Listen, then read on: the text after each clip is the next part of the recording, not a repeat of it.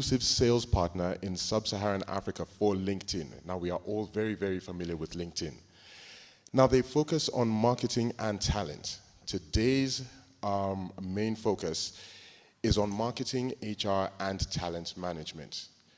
Now, another name that you are also probably very familiar with is Socialcraft.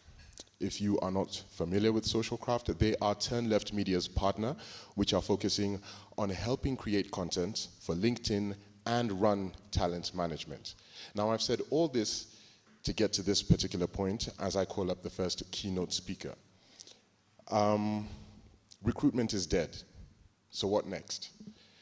What we do know is that the world has changed. It's been disrupted by the pandemic and accelerated the digital transformation. Everyone is familiar with that. 2020 has been an incredible year. Lots of opportunities, of course, lots of challenges going forward. But HR, this is the question. Have they been able to keep up? And this is what we're going to be able to hear from, of course, by Socialcraft's CEO, Ms. Samantha Coombe, who's going to be speaking a little bit about this. So ladies and gentlemen, as I call up Samantha Coombe, please give her a warm round of applause.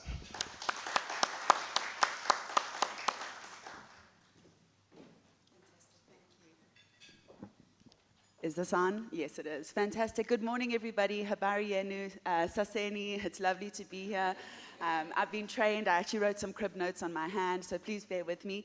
I'm sure that many of you can hear that I'm not European. I'm actually from South Africa. But for the last few years, I've actually been living in Dublin and working directly for the LinkedIn business in the Ncba headquarters in Dublin, Europe. So good morning and welcome. It's really such a privilege for me to be here and speak to you today. It's always been my dream to do more work into Africa as a passionate African on our continent and really bring us to the global stage as HR professionals and as talent branding marketers. So really, where do we start? I would, of course, choose a very audacious topic like recruitment is dead, what's next? So I'd like to just quickly introduce myself so that you understand a little bit more about who I am and why I'm here speaking to you today. So I started my career essentially as an intern in Durban in 2013. And really, I suppose, through personal branding, I've then opened up amazing opportunities to work at leading businesses, really, again, centered around my passion for Africa. I started at Derivco, one of the biggest software development houses in South Africa, really wanting to fuel that digital transformation and bring software to my country.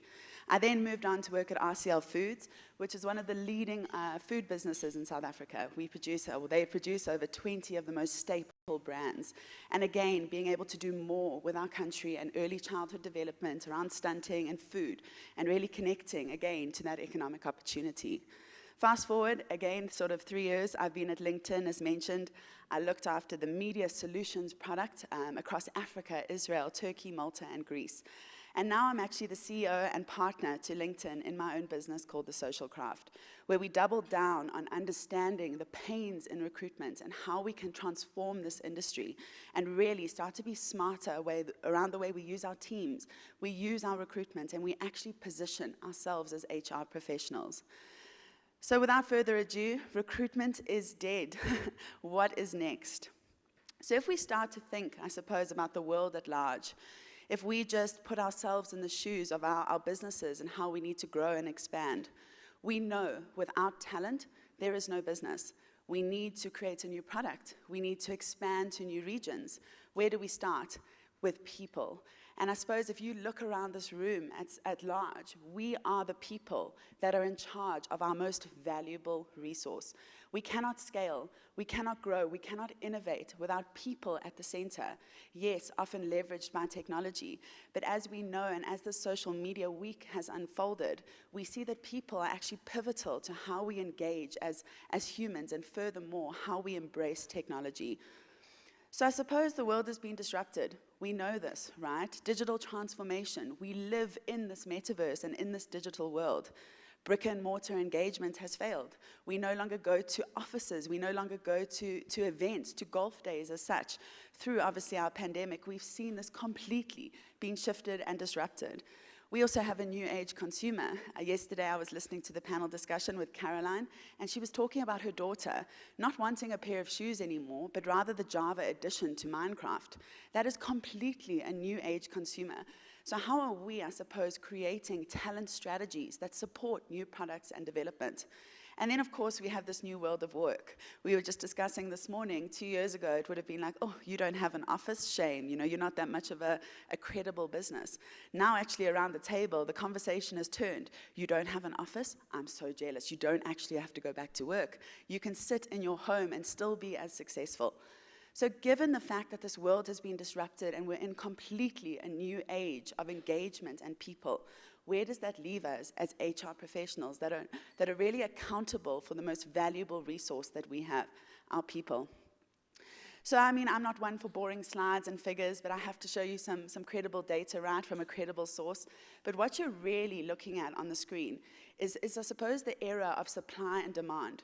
We look to the past era, which was an employer's market. That really showed that there were skills that were available. The demand wasn't high, and it was equal to one another as we grew and transformed. Now we're in the future era, the era of hyper competition, where essentially the demand far outweighs the supply of our talent. So we as HR professionals need to start thinking extremely differently about the way that we engage these candidates, about how we retain our people, and how actually we start to attract the right type of skills that we need to keep building our business of the future. So what does this mean? We're overloaded with information. Think about your own news feed. Think about what's in your hand, your smartphone. You are connected by thousands of brands, people all the time that are engaging with you. How do we cut through that noise? The hyper-competition creates a need for differentiation. We cannot be brands and businesses that are commodities. Commodities are your teas, your sugars, your coffees. What separates those brands? It is differentiation. And personalization is expected. We all submit mounds of data to technology companies, to service providers, to applications, all the time about the way we as humans exist. You know, when I actually open my news feed and I start to see content that is served to me that makes no sense, I unfollow that company because I expect them to actually use my data and to personalize my experience. So I suppose as such, we know, right, we're all battling as HR people to find those skills, to retain them, and to recruit them. So why do we care, right, about talent? Yes, we know we need it to grow, but essentially if we think about talent and why it's so important for a brand to connect before a recruiter, it's because we know engaged employees are 21% more productive.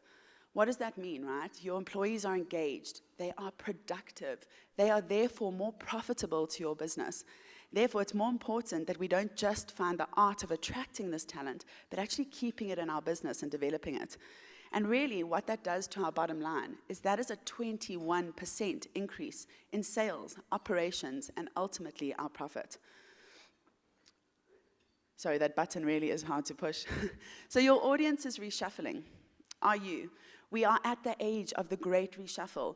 Yesterday, during the influencer session with Wowsy, we heard about a woman that was actually a Linux developer. She studied data and analytics. She completely said bila feelings for that industry and moved on, right? She moved on and transformed and became an influencer. I mean, what a contrasting position, what a contrasting career. And that's, I suppose, exactly what the Great Reshuffle is. It's the art of not going back to work. It's understanding how to engage talent. It's understanding that our industry is totally transformed. The skills that we all traditionally studied for, the jobs that we all hope to traditionally fill, have completely changed. So in essence, when we look at Kenya's top occupations and job market in 2019, we see the top job functions are operations, business development, education, sales, and information technology. We also see the most common occupations being accountants, teachers, owners, CEOs, managing directors, lecturers, salespeople, and admin assistants. Now, propelled after all the digital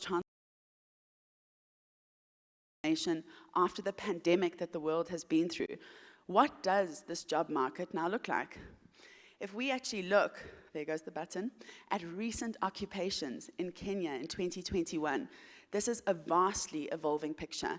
This is completely different to the skills that we all were trained for or working towards in 2019. We see the fastest occupations being co-founders and founders. That's part of this gig economy that we are all wanting to be connected to. We don't want to formalize our training. We don't want to work in a formal 9-to-5 anymore. That's why businesses, entrepreneurs like myself, are even looking at big employers like LinkedIn and saying, I can do this differently. I can add extra value on my... We also look at fast-evolving occupations, web developers, program managers, writers, content creators, data analysts, finance specialists, software engineers. This is completely a different picture to the teachers, the accountants, and the lecturers that we saw in the previous slide.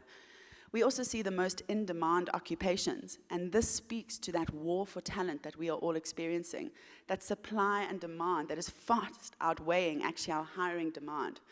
So when we think about what these skills look like, these are all our software engineers, full-stack engineers, head of digital.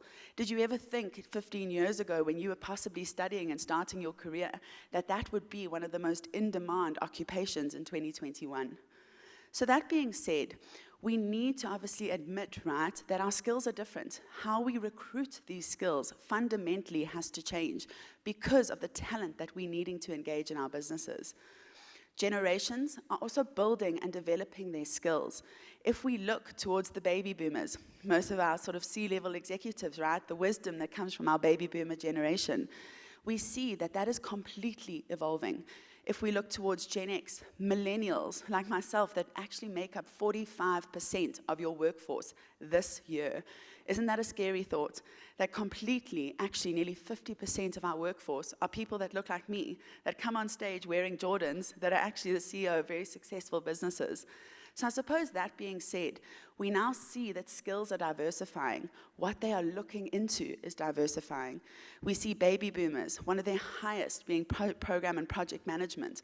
But then actually as we move to Gen Z and millennials, other skills like artificial and data science, business analysis and computing are at the forefront of what we are wanting to develop our professional careers on. So that being said, we know that then different generations consume different content, right? The way that possibly, you know, our parents, well, my parents at least, the way possibly the C-levels in the room engage their social media apps, engage legacy media, is all around different types of content. It's never been more pertinent for C-levels, for social leadership, for thought leadership to be pertinent in our industry. We then see Gen X, millennials, Gen Z evolving around different topics, around different pieces of content, which ultimately tells us, is this a recruitment job? Is this the role of the recruiter to start positioning this type of information? No, this is actually the role of your talent brand and your corporate brand. So Kenya as a market is actually gaining talent from certain locations, being the United States, Norway, India, Nigeria, and Tanzania. But actually, you're equally losing talent to places like Canada, Australia, the UK, Germany, and Qatar. So never before has the war for talent been so critical, right here in Kenya where we live. But if we start thinking about globally competing with these skills, you know, I sit in Dublin, Rwanda, Kenya are often spoken about as fintechs, financial services. This is the home of M-Pesa, the most amazing mobile payment solution that's yet to see the world. And you know, that really speaks to that rapid digital innovation that is happening in Africa. So those countries are seeing this. They're stealing our talent in Africa, or rather offering them opportunities and getting them off of the continent. So really, if we think about top employers, Safaricom, Coca-Cola, the likes, it's not just that competition that we're waging the war for talent against. We're starting to compete with international brands, opportunities in Canada, Australia, opportunities to see the world, to develop oneself both professionally and personally. So really, if we think about access to information, this has never been easier. We look at the way certain generations start to engage around themes of content. This really speaks to us as individuals, right? When you hear of a company, when you hear news, what is the first thing you do? You pick up that smartphone in your hand, your access to information, and you start to Google. You open LinkedIn when you hear that somebody's perhaps started at a job that you really admire, or the person that you really admire. What is the first thing you do? You seek access to information. So really, from our phones, from our handheld devices, we can access the world, we can access companies, we can make seriously informed decisions about our future.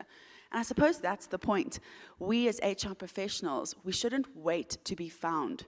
We should go out to market. We should cement our value proposition and leverage our brands to do this heavy lifting.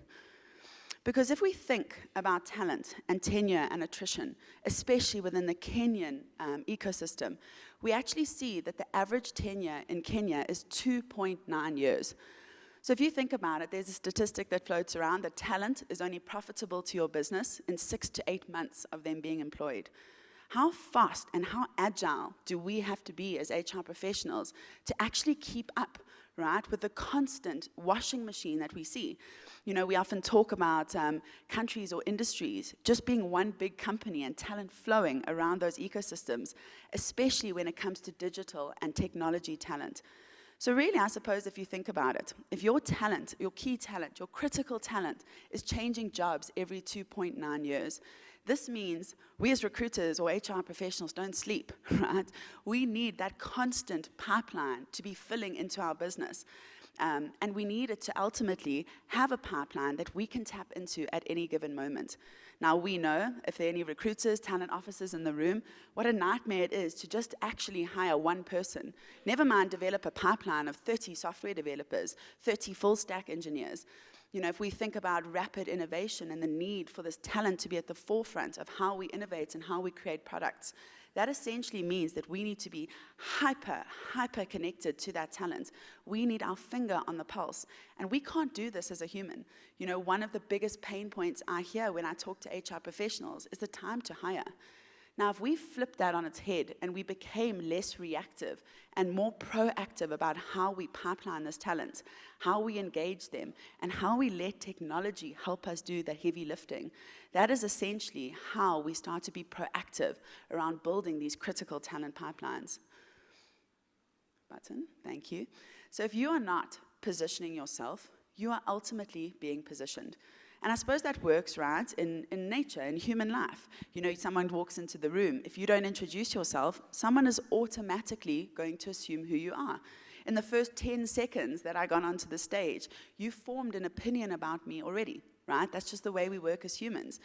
Now, that's the same with companies.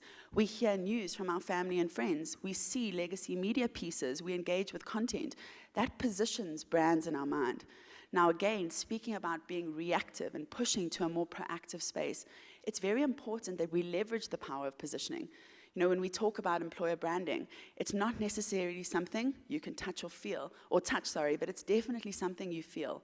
And that is brand equity. And that is centered around positioning your brand to further engage critical talent. Give me 1 second. She told me not to be gentle with the button. I suppose that even if I think about my own example, and I think about the way that I engage as a millennial, as somebody that's probably very pertinent to your business right now, you know, I think about the way I possibly would have rented a movie when I was younger. On a Friday night, I would have gone to the video store, got takeaway, maybe had a friend with me, and I would have picked out a video that in 24 hours I would have had to return. I now can cut out any advertising, right? I can now go directly to the source of the information that I want and the content that I want to consume. The same with Spotify. I no longer listen to the radio. I go directly into my playlist, right, and seek out the songs, the playlist, the artists that make sense to me. I don't have to wait for radio to ultimately figure out what I want to listen to. When I think about shopping, you know, I used to before, if I was going out on the weekend, start to shop the weekend before, go to the latest mall, pick out my outfit. Now, with something like Facebook, Instagram Marketplace, I heard a team member this morning talk about an influencer where she buys clothes. You know, that isn't around a traditional brick and mortar store. That is direct to platform, direct to actually manufacturer and engaging them and actually shopping online in a virtual space, which is otherwise now called by Facebook the metaverse.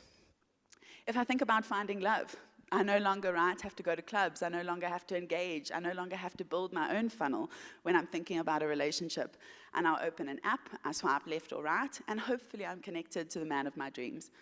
And then lastly, it isn't always that successful, I must be honest.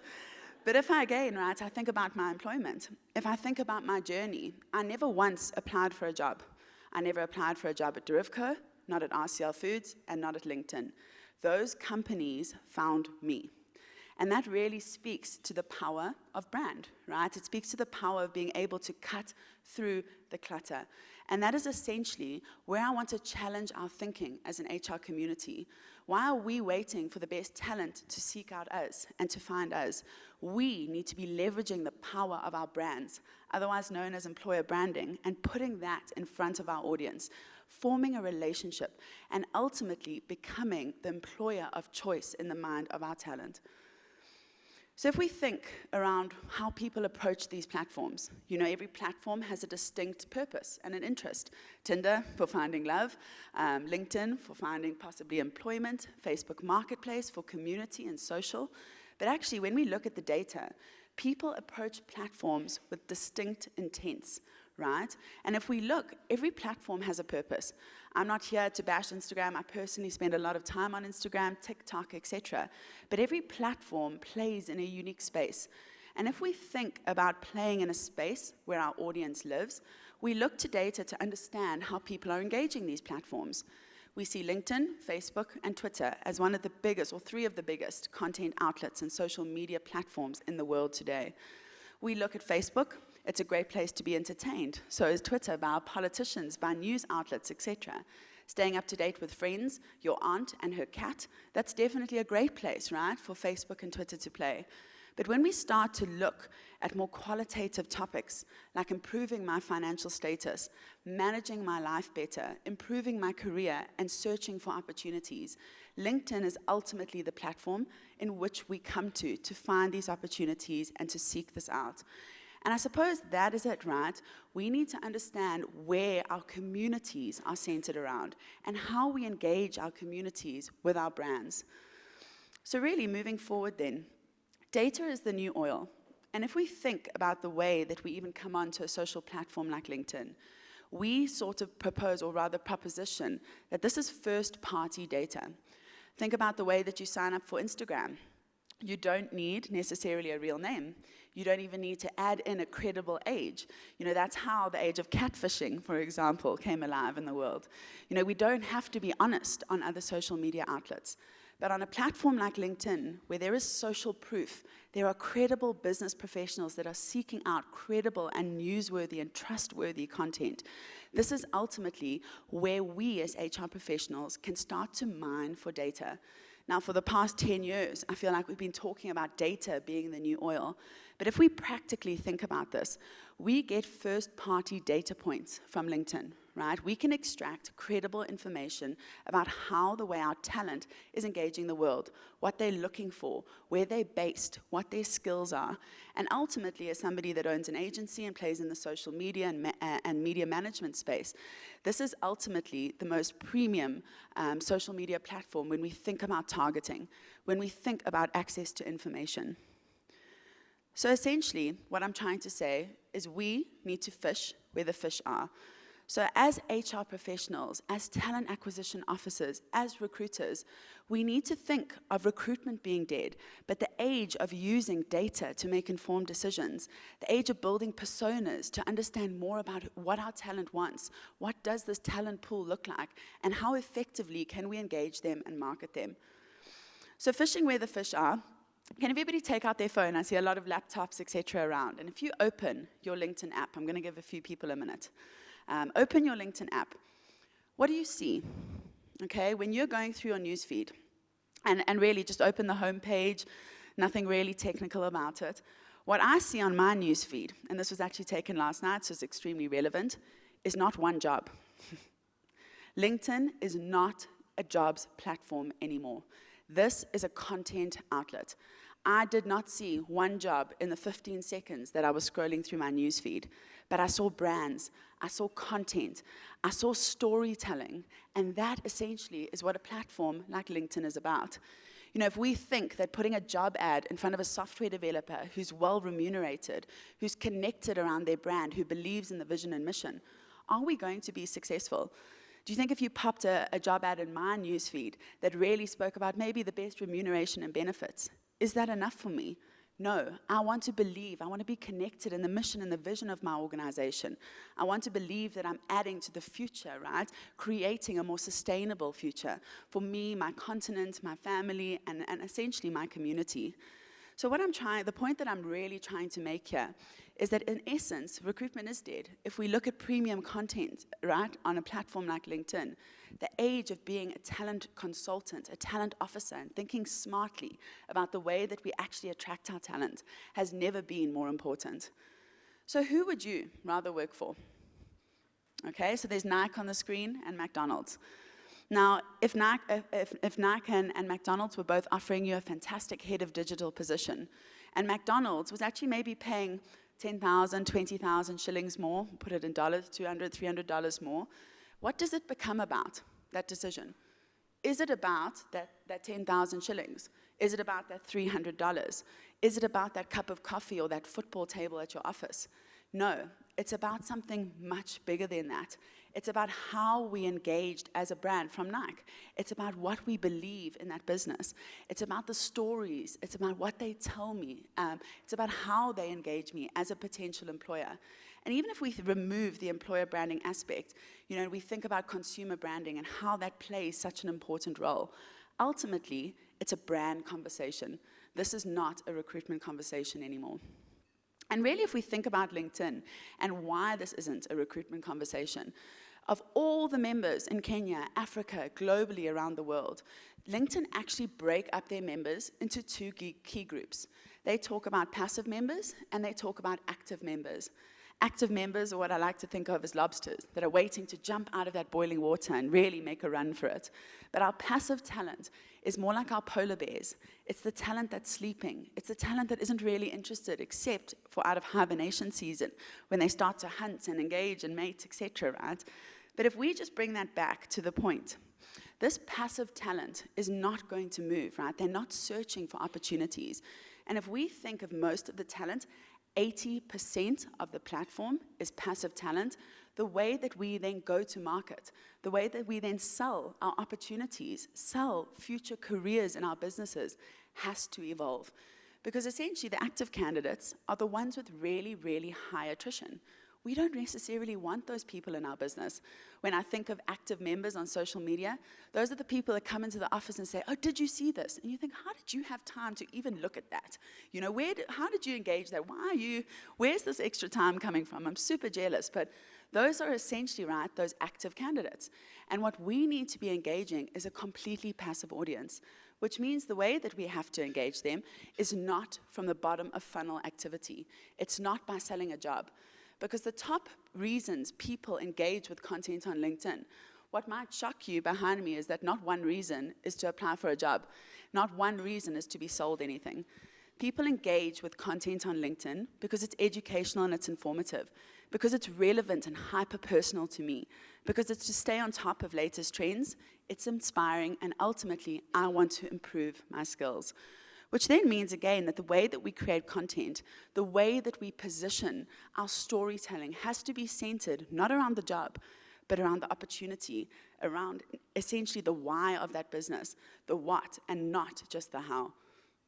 So let's bring our most two powerful solutions together. And that's, I suppose, where I anchored my topic as such, is we cannot, just as recruiters, be expected to do the hard job of sourcing talent. We need to bring these two areas together. We need to bring brand and media, and we need to bring recruitment and HR to the center of our conversations, thus making our strategies that much stronger. And why? Why should we care about leveraging brand and leveraging media? For the past 8 years that I've worked in this industry, employer branding has been something that we can't necessarily measure. But now in 2021, with data, with platforms like LinkedIn, we can actually see the bottom line results on our recruitment when we leverage our employer brands. So what is it? How does this improve essentially our recruitment? We look, when we deploy brand campaigns, when our brand leads, we get 54% higher in-mail acceptance rates. So remove the LinkedIn jargon. You send out an email, right, to your talent, and they reply. So ultimately, this is making you 54% stronger at converting talent at the bottom of the funnel. There is a 65% lift in application rates. People are now excited about what you do. They know who you are. Your recruiters are not sitting on the phone begging talent to understand your business, begging talent to understand what products and services you sell. And that really, as I suppose the crux of this talk, is that we need to be thinking differently about how we use our recruiters. They are not robots or rather stalkers, internet stalkers as I call them. We need to create that rock star effect. We need to create the crowd, bring the crowd into the room, and essentially put our brands at the forefront of the stage to advocate for the lived experience. And again, if we just think about that conversion rate, we can convert talent 3 times faster if we leverage our brand and our employer brand. So really, if we think about the difference between recruiter and what a recruiter does, they post jobs, they source talent, they review endless amounts of CVs.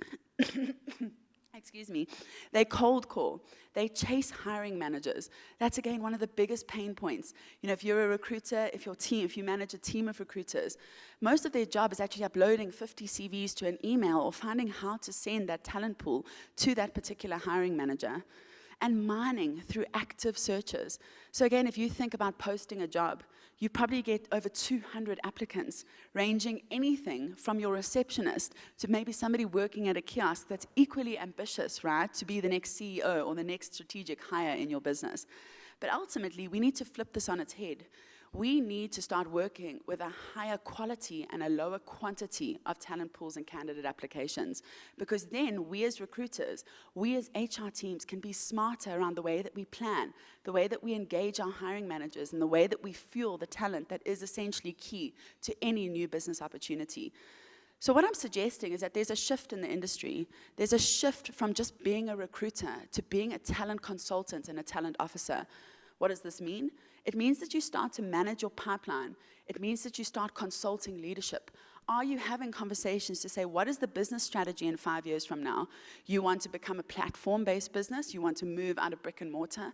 Well, in order to do that, CEO or MD, we actually need to change our whole workforce. Those traditional skills, those traditional people no longer make sense if that's the direction that the business wants to go. Audience personas, understanding who your talent is to better attract unicorns like that. Looking at stakeholder management, onboarding, and ultimately development and upskilling, which really means retention. So recruitment is dead, but talent brand is here. And that really is the crux. I'm not saying that our jobs are all at risk because of AI and robots, but really we need to transform as an industry to get smarter around how we engage the people that are essentially going to fuel the profitability of our businesses in the future. There we go. So really, what is our day-to-day meant to look like then as HR professionals, as HR communities and departments? We need to be able to build an informed talent strategy. We need to use data. We need to use insights that make us smarter at how we engage and outreach to that talent. We then need to recruit more efficiently. Our workflows need to get faster. If we think around creating, 150 new roles, in particularly a software space, we need a really smart workflow that allows us to engage talent quickly, to turn around those interviews and applications, and to ultimately manage our hiring managers. And then lastly, we need to be intentional around developing this talent. We saw in an earlier slide that talent is really only staying in businesses in Kenya for 2.9 years. That is a very short amount of time. I know my current average employment is between 2.8 months and 2 years and 8 months and 3 years. So again, that's very much aligned to the type of generation that we're needing to recruit. So development alongside attraction has never been more important. But that is ultimately centered from what your brand believes in, how your C-levels actually live that ethos around development, around attracting that talent, but more so keeping it in your business, keeping talent engaged. And if we think about what talent engagement is, that is employee engagement. So really, what I'm trying to say is let the platform do the heavy lifting. So let platforms, and I mean this comes from researching your audience. I'm not necessarily, or maybe I am, saying that LinkedIn is where you should fish for the fish. But generally, when you do your research and you understand your talent, software developers, they're not on Facebook, right? They're on different types of platforms. They're not listening to the radio. You want to do a recruitment drive for 100 developers, don't blast it all over a traditional news outlet, right? Don't put it in the newspaper. That is not where your fish are fishing. But ultimately, we can leverage a platform like LinkedIn that comes alongside us, that adds ebbs and flow of our workflows, of our seasonality, of our hiring. We can get the brand to go out there like an army of brand champions and start to really convert from the top of the funnel, key and passive talent, so that when the time comes and we ultimately then put on our talent officer, our talent consultant hats, we're having more strategic conversations with this talent, and we're able to convert at a much bigger scale, a much more efficient time to hire and cost per hire. Hiring seasonality in Kenya, almost 4 times as many people change jobs in January compared with December. So we're all getting ready to go on holiday. I know in South Africa, definitely, we work all year. We see Ke December boss, and we out, right? 15th of December, I'm done. That is the holiday time, and I'm not going to be working.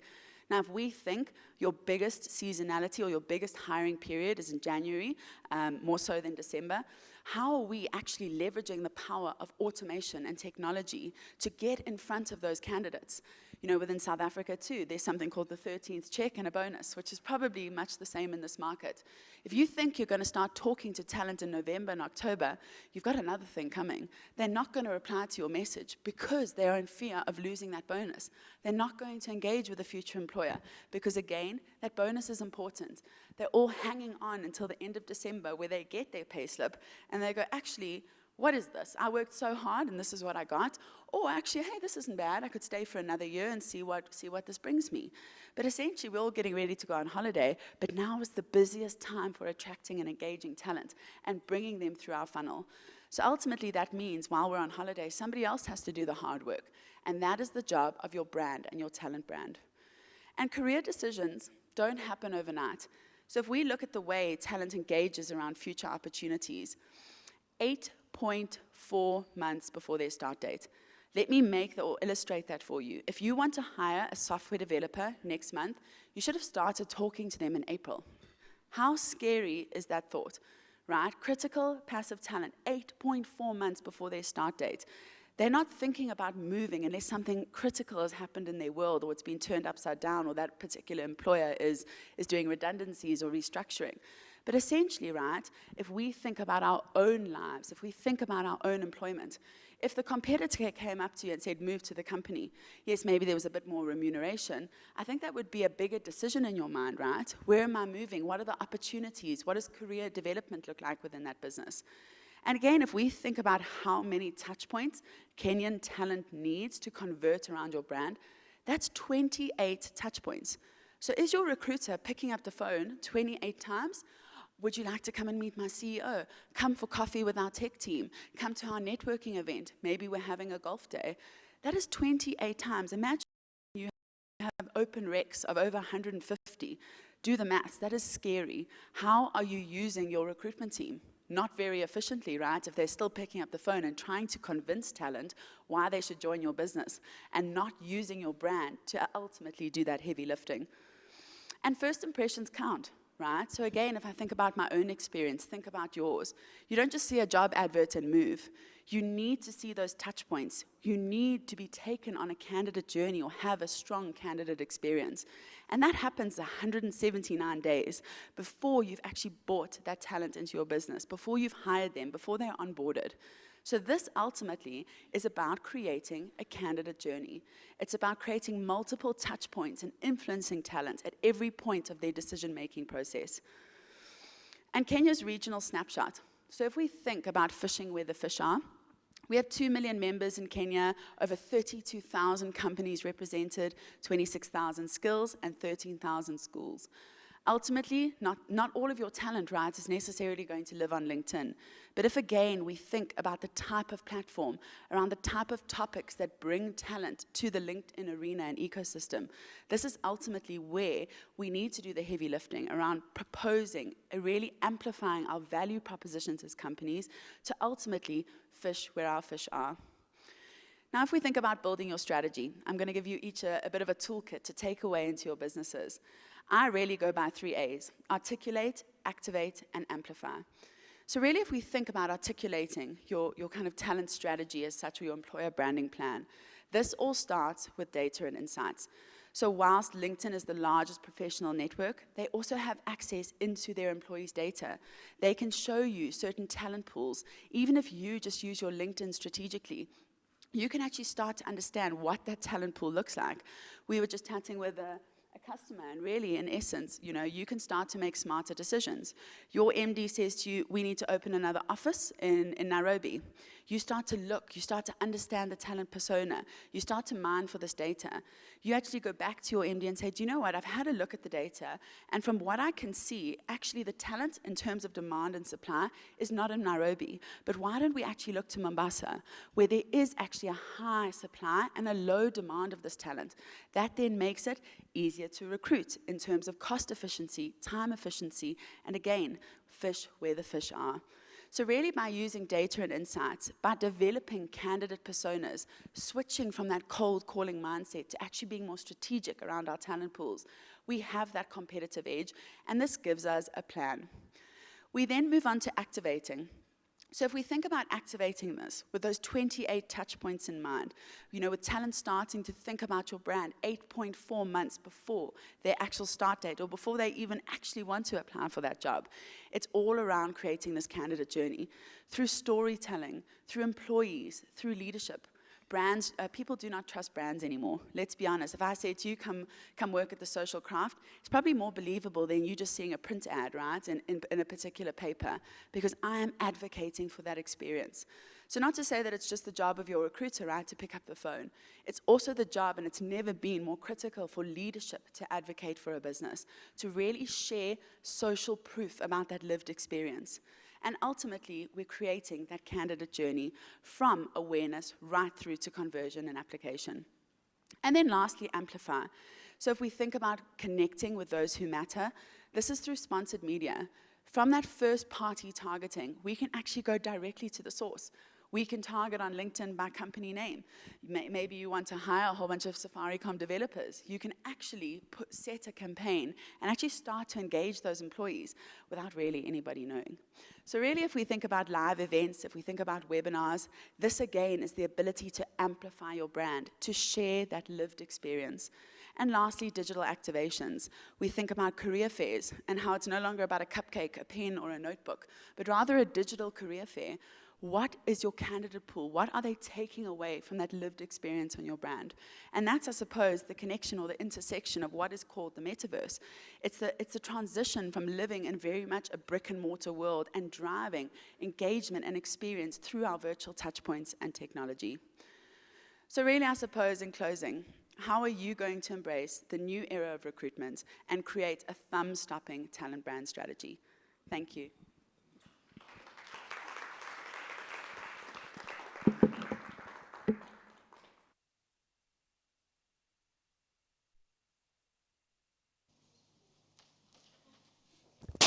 Thank you so much, Samantha Koum, for that keynote speech.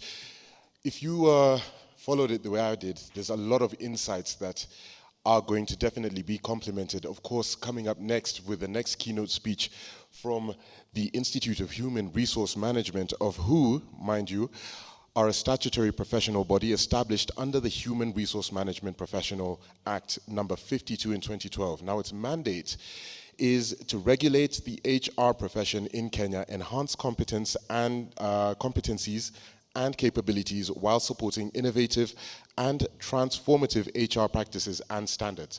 I believe that having both these keynote speeches coming up one after the other are extremely timely, will definitely complement. And ladies and gentlemen, I'd just like to welcome to the stage for the next keynote speech, Certified Human Resources Professional Quresha Abdullahi, the Executive Director of IHRM. Right, ladies and gentlemen, a round of applause.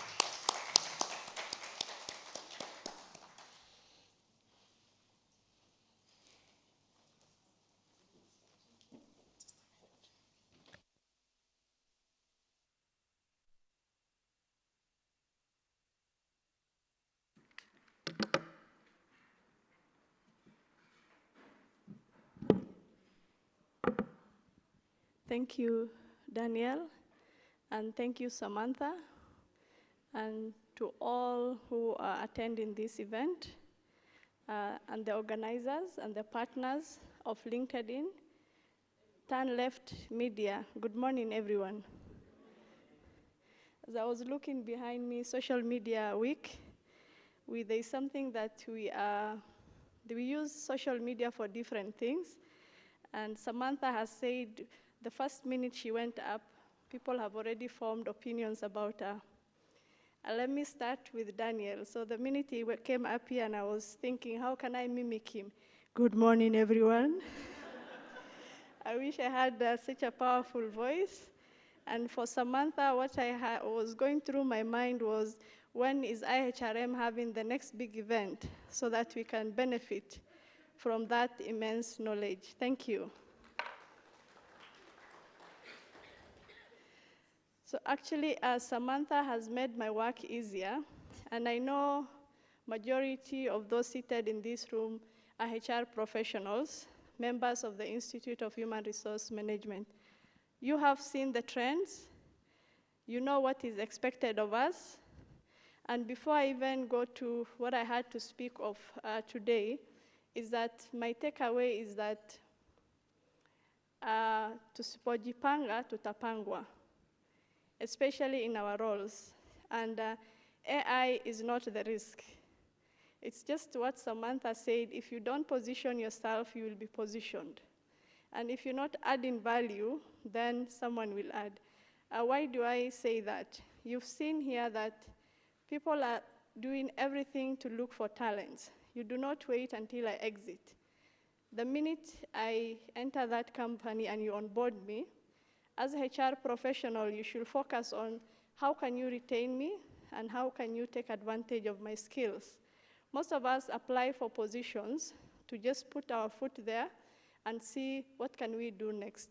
And as HR professionals, we need to analyze and look at it from the perspective of what is Kuresha bringing on board and how else the organization can use so that she doesn't fall into the trap for someone else searching for her 8 months earlier, so that by the time she brings the resignation, there is no room for negotiation. And we're good at that. When someone submits their resignation is when we say, can we talk about it? We should have had that discussion before the resignation. And I'm sure if we are smart enough and proactive, we should have seen that. Allow me first to take you through what I had in mind, and then give my inputs as a follow-up of what Samantha has just presented to us, which was very insightful and helpful. So the Social Media Week Nairobi is Africa's premier digital and technology conference, and its mission is to create a platform where professionals at the intersection of technology in various sectors of the market can gain insights, ideas and opportunities they need to advance themselves and their organization and stay globally connected. The theme, reimagining digital and technology for a better tomorrow. For the last 20 months, so much has happened. And if you ask me, these changes have been with us. It's just that we needed COVID-19 disruptions to push us. Look at LinkedIn. It has existed since 2003. But for the last 20 months, that is where we all rushed to find our talent. And when we say recruitment is dead, what's next? How many of you used to wait for Wednesdays and Thursdays to buy Nation so that you can see what are the open opportunities to apply for? We no longer do that. There are so many other platforms digitally. It's not just on our computers, but on our hands through the phones that suggestions are coming up on what are the positions we can apply on. And it's not just about the positions, it's about how can we upgrade our skills.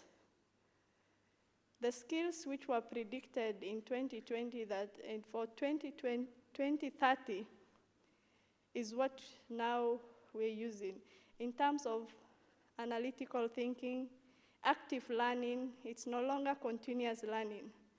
You have to stay ahead of the market and see what's going on. And even when you go for an interview, the first thing you say, even in your application letters, is result-oriented. But that language is changing. I am a data-driven professional. That shows you ahead of the market and knows what's coming up next. What I would like to call the next practice. It's not the new normal, we should always look at the next practice. A critical document is our strategic action plans. We always print them out, they're fancy, send them to the different stakeholders. Given what the last 20 months have taught us, do we really need to print those documents? There should be 20xx at the end, so that depending on how the market evolves, you're also updating your document. You can't just have 2020, 2030 strategic plan, especially with what we have learned with COVID-19. And let me tell you the next big practice that we will all face and we need to prepare for right now, and it's coming from COVID-19 learnings, is that what we are calling the green economy, green employment. And why do I say that? We're having remote working, hybrid working, and so many people now will realize that they do not need these spaces. I can just sit in an open place in a hotel, work from there. At my dining room, work from there. The emissions are reduced on the road. We are no longer printing. So how do we sustain that? Because there is a whole industry that will come up through that, which is the green economy and the green employment. So I want you guys to check and see if there is any blueprint within Africa that is focused through that. And that is how we give it back to the environment, because less vehicles on the road. Like I can tell you, I was coming from South Sea. If it was a normal situation, I would have started my journey at 6 a.m. But you realize many people now do not have office space, and there are fewer. I know some of you may think, what are you talking about? But there are fewer cars on the road, even though there is constructions going on. And that just tells you that we are no longer congested. People have changed how they work. So today's session on recruitment is dead. What is next? We talked about the era of remote and blended work will. This idea of just posting a job and waiting for applicants will no longer work. I have seen some organizations even engaging their CEOs and saying, we have this position open, can you do a video? We attach to that. So talent is being searched for in all manners, and you have to keep up with the competition. And when I see as the CEO of Safaricom saying, we have this excellent opportunity, then I know that is worth it, and I'll click and go for it, rather than see just a link which is asking me to apply for it.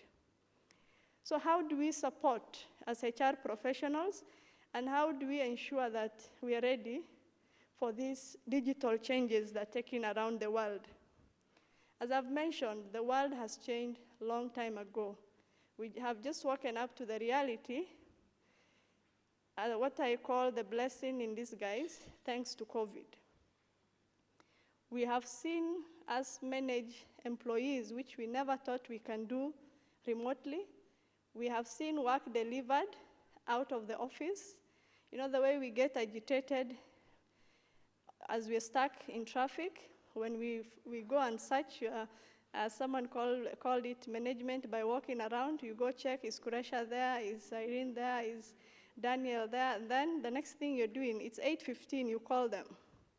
God forbid, maybe something terrible happened and they did not wake up from their sleep. So we have to change our habits. And talking about habits, as the world around us changes, we also need to get humane with it. And that is taking care of the mental well-being of others, and ourselves. We are too quick to judge, especially when it comes to managing our talent, which has been entrusted on us as HR professionals. And you've seen this when COVID came, the first person, the CEO, the directors ran into was the HR professionals. What do we do? And if you are not proactive, if you're not keeping up, then you find yourself in problems, because truth be told, most of our works in terms of technology used to be done by IT experts. As HR professionals, it's time that we showed interest on IT matters. And now, for us to be proactive, we have to also be digitally transforming our organizations. Very important. So you don't have to wait for the different strategies to come and tell you what they need. It should come from us as HR professionals. The data is out there. Which talent is being looked up for? How can we reskill? How can we upskill? That is also something we need to do. Technology has shown us that you can manage performance, even though the person is not in the office. The era of also timesheets are dead. Let's look at the recruitment. From hire to retire, we have seen all processes happening digitally. You post a position, you're interviewing, Zoom, and this has all made us equal, especially if the infrastructure works. That I have seen people who will never get the opportunity to travel to Nairobi get jobs. The far end in Turkana, and the farthest end in Mandera, because now they no longer require to travel for face-to-face interviews. That has actually made us equal, and everyone now has equal opportunities. So are we still rigid and asking for someone to come in person on making use of technology which is available to us? That is something that we need to consider and advise our management. We'll talk about the policy issue on it later on during our conversation. But one thing I can tell you, and data speaks, all you need is just data, is that as HR professionals, we are ready, we are prepared, we influence those numbers. If we did not show interest and became proactive, then that will not have been the case. It has even changed how we engage employees. We recruit, and we're even having, for some organization, virtual reality onboarding. The first time, I'll be honest, I got access to virtual reality was 4 years ago, that you choose which environment you want to see with those Googles. But now people are creating contents with those Googles so that you walk into every office and who is talking. I meet Irene virtually. She's not online, but a content was created for her to take me through.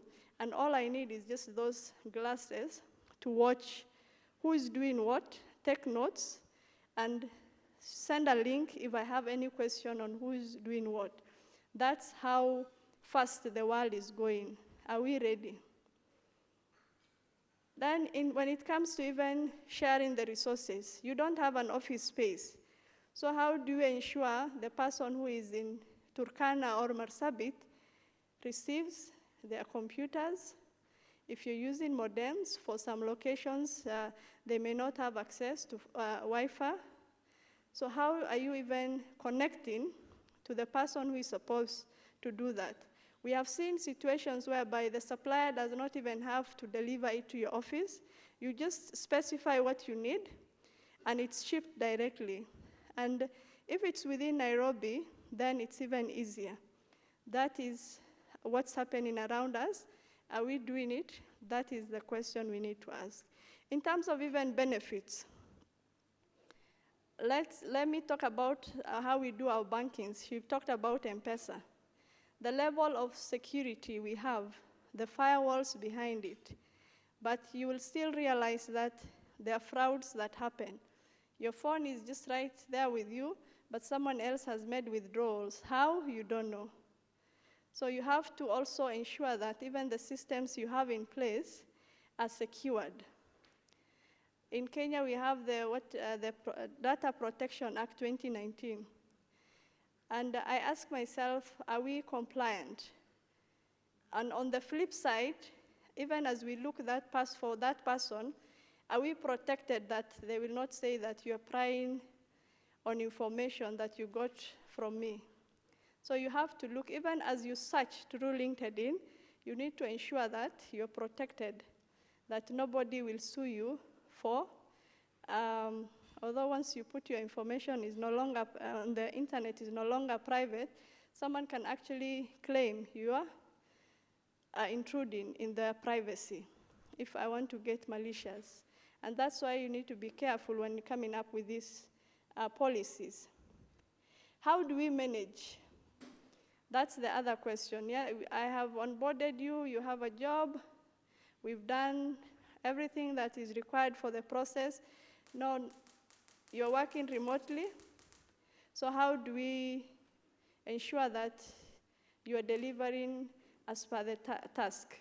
You're not in the office, but it's very important to ensure that you have clear roles and you know who is doing what. And the beauty of that is that you allow me to be flexible, especially for those who have other responsibilities. We have children, we have elderly parents, and we can fit. And I do not have now to work 8 to 5 because you've already given me the tasks I need to achieve. All we need to do is agree on the timelines and when to report. If I choose to work at night, then that is up to me. If I choose to work during the day, then that is up to me. Even as we do that, we should not lose the teamwork and collaborations we have. And always ensure as HR professionals that we arrange for social hours. And you will realize all this technology and the digital space always had that. Some have upgraded it now to meet those features. I have seen some organizations have games through Zoom. There is WebEx and Teams. So ensure that there is social hour so that you do not lose the teamwork and the collaboration, even though you do not have common space office. You have the common interest of the organization, and you still need to keep in touch and interact. Very important. With technology, again, we're in a better position to be transparent and accountable, because we all belong to groups and we can see who is working on what. Accountability on making sure that everyone meets their roles, very key in all this. And actually, you will realize we know more about people than we did 20 months ago. Even with the employees we worked with for the last 20 years. There's some people who are very private with their lives, but now because we have embedded into their homes, we know what's going on, we know their children, and now you can relate to that person. And the beauty of this is that when you have a team, some people decide to keep things for themselves, like draw the boundary between their families and the work. But look at it from this angle. The number of hours we spend at work, we can no longer have those boundaries. The only thing we can do is how do we accommodate each other in those boundaries. I remember there was a time we were on a Zoom call, and my youngest has just jumped, and you know, the lap, he just pulled it away from me, and I kept on apologizing. And I never forget, the person whom I was engaging told me, do not worry, you are the one who invaded his space. That gave me the comfort that now I know I'm not at the office. Business has been disrupted, but there were those outliers who came up quickly on how can they stay on business. And that is why research is very important. We are trained HR professionals, and if you all remember, there is a unit we did, research. It was not just meant for the final project. That is where our learnings have started. Even though as we think it's just academic, that culture should continue so that we keep on looking at, even for your own self, what do I need to do to build my skill? What can I do for the resource which have been trusted on me? Very important. We have automated all our processes.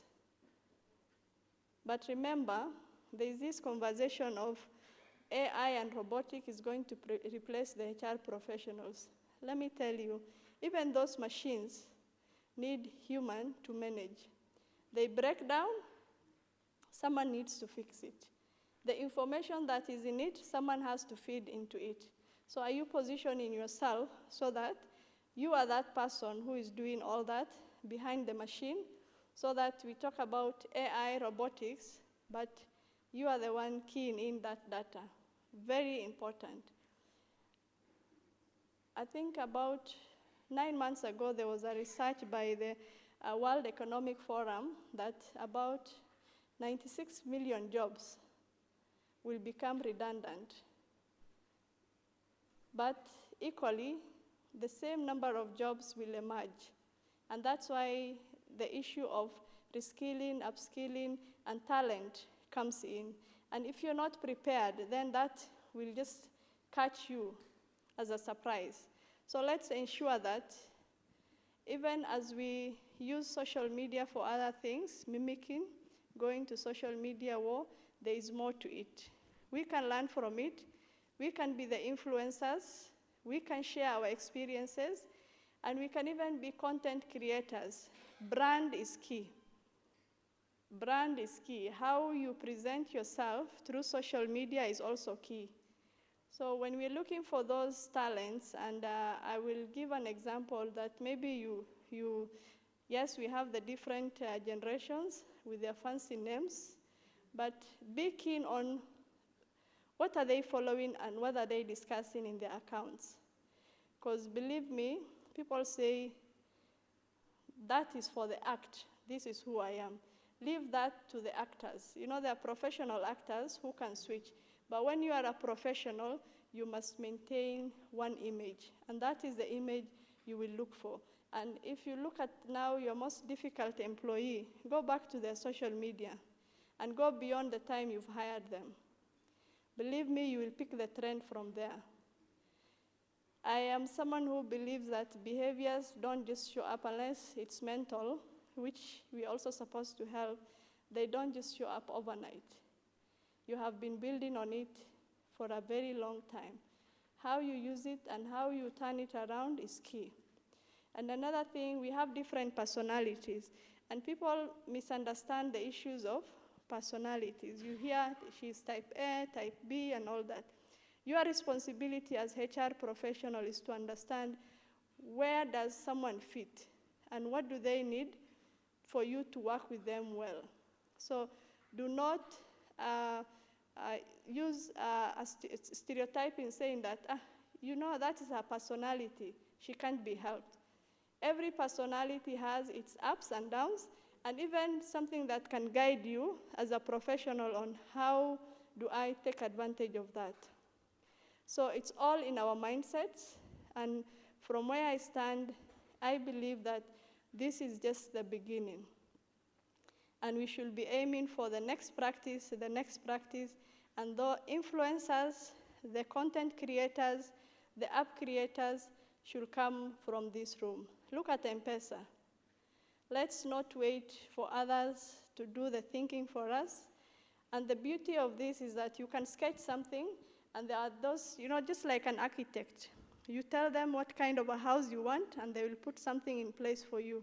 That is what we need to be doing as HR professionals, and work with the like-minded who can put our ideas into perspective and bring something back to us. And I would like to use myself as an example. If I take a few steps back, I started this career 15 years ago. I was not a HR professional at the beginning. I studied legal secretarial, but when I walked into the office, I was working for MSF Somalia program. I traveled to Somalia, and the privileges we have here in Kenya, take it. People who are very brilliant, but they did not have good education system to progress.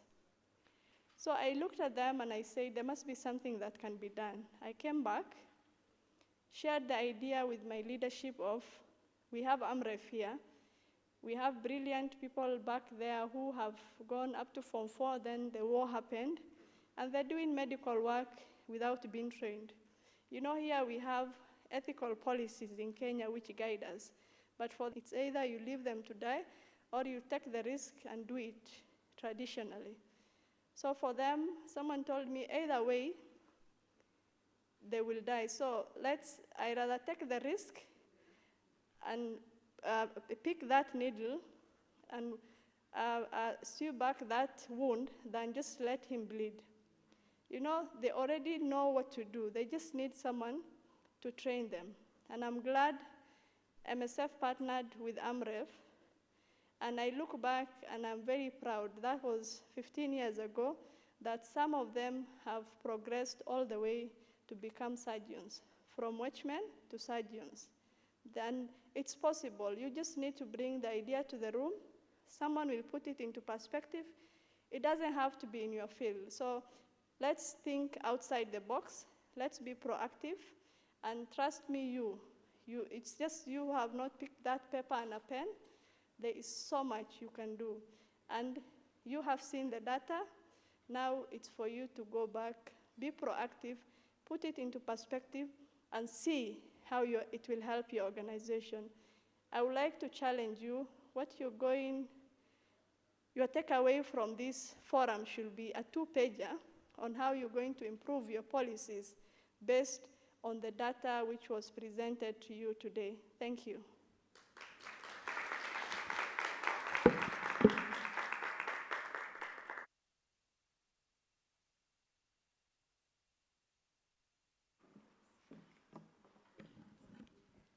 Just when you think the level of insight has hit a height, it goes just a little bit higher. Ladies and gentlemen, one more round of applause for Ms. Qureshi Abdullahi. She's clearly displayed exactly why she's a certified human resources professional. And I think we are all in agreement when we say that both keynote speeches are exactly what we needed to set the stage for what is going to come up next.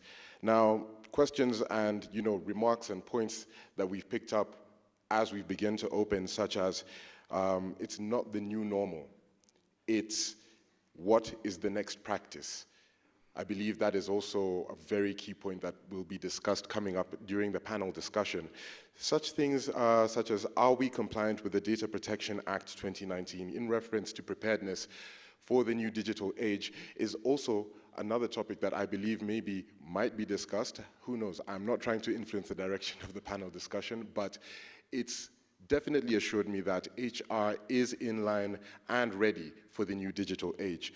Now, a quote that I read maybe 10, 15 years ago in school came to mind just as both keynote speeches were being spoken, were being set up here, and it is, eloquence is logic on fire. I'd just like you to think about that as I call up for the panel discussion, of which is the era of remote and blended work. I'm going to call up, please welcome the moderator, Nelly Ndonya, the Regional Manager for Client Relations in East Africa for Turn Left Media.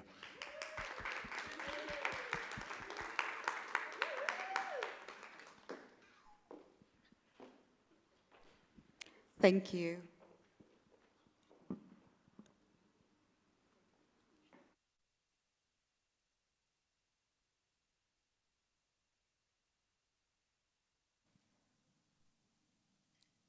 Hello. Oh, great. Good morning, everyone. I hope you're learning just as much as I am. Those 2 sessions were amazing. I feel like as much as I've been an employer and I've been an employee and I've influenced hiring, there's still always so much to learn. Could you please give a round of applause to our speakers? Thank you. So allow me to re-invite them for the panel discussion. Qureshi, thank you. Samantha. And we do have another lady joining us virtually, Monica. So I will wait for our technical team to sort that one out. On the end.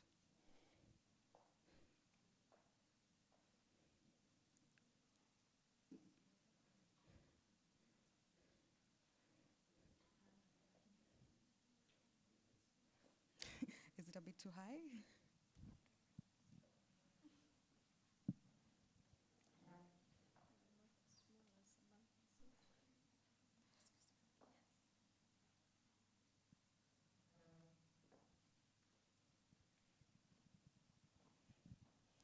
All right, thank you, ladies. So maybe just to reintroduce, just in case something was missed earlier, we have Qureshi Abdullahi, IHRM, Executive Director. Thank you very much for joining us today. We have Samantha Coombe, CEO, Social Craft. Thank you for flying in to join us. Pleasure, Nels. And we have Monica Kihia, Group Director, Human Resource and Culture, Ncba Bank, Kenya. She's joining us virtually. Monica, please say hello.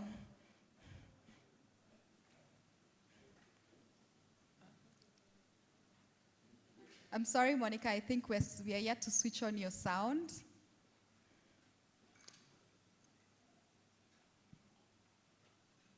Can you hear me? Yes, now you're coming through. Right, so good morning, everybody. Thank you very much, Nelly, for the warm welcome. Very happy to join you digitally as we talk about reimagining digital and technology for a better tomorrow. Glad to see my fellow panelists, Samantha, once again, and my ED, Qureshi, at the Institute of IHRM. Thank you. Thank you for joining us. All right, so I know we've started a bit late and we are falling a little bit behind, so I'll just jump right in. I feel that the keynotes that we've had have actually addressed a lot of the questions that I had for us today, but I still feel some of them we need to explore further. So let me get right onto it. Qureshi, may I please start with you? You had already mentioned that there has been quite a shift in the workspace over the past 20 months. And as the executive director of IHRM, I believe you have great visibility on what's happening across different businesses. What are the key challenges that you have seen businesses experience? And what have you seen that has worked in terms of dealing with these challenges? And do we expect any policy changes as a result? Thank you. For the last 20 months especially, you know, even though COVID came November 2019 in most countries, for some organizations, especially the big ones, were preparing to see how will that impact our businesses and what can we do. But majority, and I'll put it at 99.9%, it's like they were caught unaware. For those who have already progressed in terms of technology, then they were okay. Even with that, they've realized the digital literacy was not that much. And COVID has impacted in terms of the transport, trade, and tourism. All the key industries in Kenya were impacted. People had to be laid off. Like the luxury we have in this hotel was not there 20 months ago. Because they rely on just the businesses we give them, then most of them had to close down. If you're following the statistics, especially up until September, many bars had to close down because of the curfew and all that. So economically, yes, because of the behaviors changing, which were forced on us to contain the COVID-19, then a lot of businesses were impacted. And not just their businesses, because remember, we are a chain. We've said one person, there are about other 5 people livelihoods which rely on you. So at some point, we were struggling and the government had to come in and do some economic stimulus, especially to the most impacted households, to ensure that they do not starve. And given that the transport, the only thing that was allowed to be transported was just the essential goods, which was food, vegetables, and all that, then that has made us stay abreast. But coming back to digital, for some businesses, for them to survive, they needed to digitize their processes. And if they did not have the money put aside, or even the human capital to do that, then they were automatically out of the business. But the beauty of this, on the other side, there are some people who became the winners, social influencers, developers, because even the mama mboga now had to rely on the border riders and also come up with a technology that can help her reach her clients. So for them, the most possible space was WhatsApp. We found ourselves in groups on what do I need today, who can deliver, and all that. So everyone got creative in their own ways. And I think this month, the report was released on how the economy has improved. While some businesses have not survived due to the COVID and the changes that came up with, others have actually thrived from that same COVID. The key learnings for us here is that, are we ready? Are we proactive? And are we looking at the trends? And are we ensuring that we're not just relying on one skill, that we can actually be multitaskers and rely on another skill, and now invest more on technology to improve on our digital literacy, not just for us, but even for our employees, so that even with the work from home, because there are some locations, yes, you ask them to go and work from them, but they were not safe. We've seen the domestic violence go up. Some people preferred to work from their offices because the environment they live in, it's not just the domestic, but it's not safe because of security issues and theft, and you give them organizational properties which are at risk because of their location. So that assessment, especially for the international staff, for those of you who worked for international organization, when you're putting them in a housing, you have to go do the security analysis, is it safe and all that. But unfortunately for the locals, we don't do that. So you had to weigh, like some were even honest saying, no, I can't carry this because of where I'm going. And even as they work from home, for some of them, remember the transport matatus, they've increased their prices. Nobody could afford them. So which means you have to walk home, even though you are allowed to work at the office space of the different conditions you presented. That itself is putting risk at the employee and even the properties of the organization they have. So the bottom line here is others have thrived, and I liked how we quickly adjusted, and that role was played by the HR professionals, because we had to quickly think, how do we fit in? What do we need? How do we move on? Buy the modems, ensure that everyone has access to the systems. We know who is doing what. When we need teamwork, we have an exact hour where we can all show up. So that is how I will sum up on what happened, both at the negative bit of it and how we have thrived in the same level from the COVID-19. Thank you, Koresha, and my apologies, been corrected, it's Koresha. All right, thank you. Samantha, over to you. If you think about the Great Reshuffle and how candidates are recreating and developing themselves, how do we go about positioning a brand for critical skills attraction? Great, well, I think it all starts with data, right? So we need to understand who, what, and how our talent engage, what they're interested in, and really what's top of mind. So we just look at some of the data, right, around some of the most consumed topics for the generations that we're trying to hire. How do we then start to extract the stories within those businesses?